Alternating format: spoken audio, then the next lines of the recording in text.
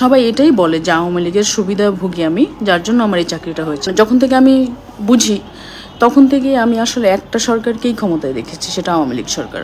2 বছর মেয়াদে শিল্পকলা একাডেমির পরিচালক হিসেবে আমি কাজ করছিলাম। আমি শিল্পকলায় ঢোকার আধা ঘন্টার মধ্যে অনেক সাংবাদিকরা ফোন করছিলেন যে আমি ঠিক আছি কিনা। ওনাদের কাছে একটা খবর গেছে যে আমাকে অবরুদ্ধ করে রাখা হয়েছে।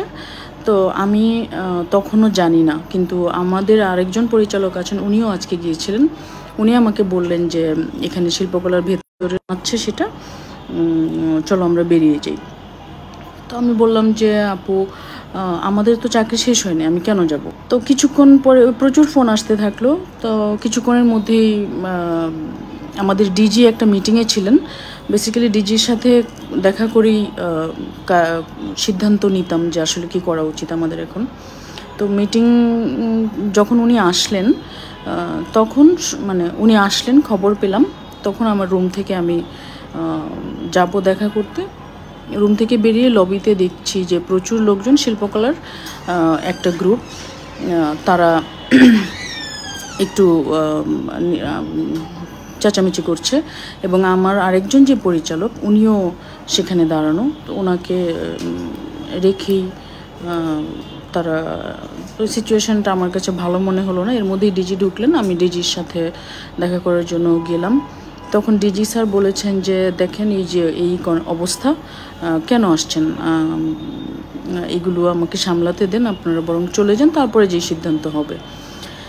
তো যখন ডিজি এটা বলেছে তার কথা তো আমি শুনবই। আমার আসলে ডিজির কথাটাই জানা দরকার ছিল যে আমরা কি আসবো কি আসবো না। তারপর সচিব স্যার বললেন যে প্লিজ চলে যান।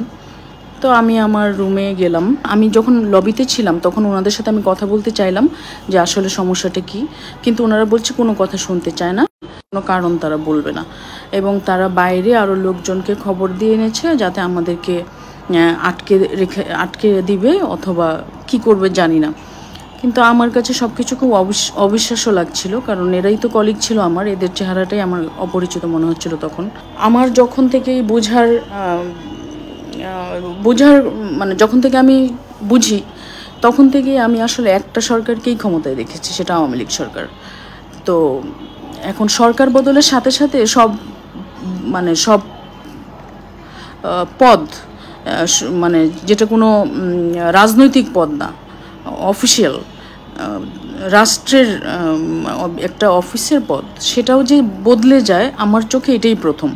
আমরা এতদিন অনেক ভিডিও দেখছিলাম, শিক্ষিকা নানান রকমের সবাইকে টেনে হিঁচড়ে চেয়ার থেকে বের করছে, যদিও আমি সেই জন্যই অনেকে যেতে মানা করছিল, কিন্তু আমার কাছে মনে হচ্ছে এটা আমার রাইট, আমি যাব। তো আমি আমার ডিজি সচিবের কথায় সম্মান রেখে বেরিয়ে আসছি, না হলে আমি এটা ফেস করতাম।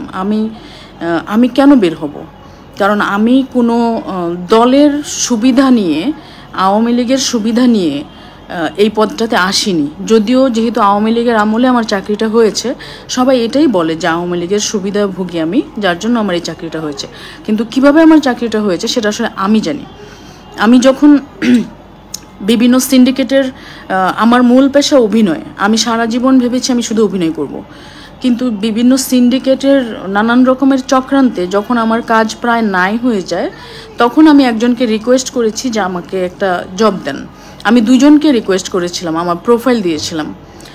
তো যখন একজন রিসিভ করলেন আমার প্রোফাইল, আমার কি চাকরি হবে আমি নিজেও জানি না, কারণ এরকম যে চুক্তিভিত্তিক চাকরি আছে সরকারি, আমার চাকরি হওয়ার সময়টাতে আমি জানলাম যে এরকম কিছু পদ আছে, আমি আগে জানতামও না।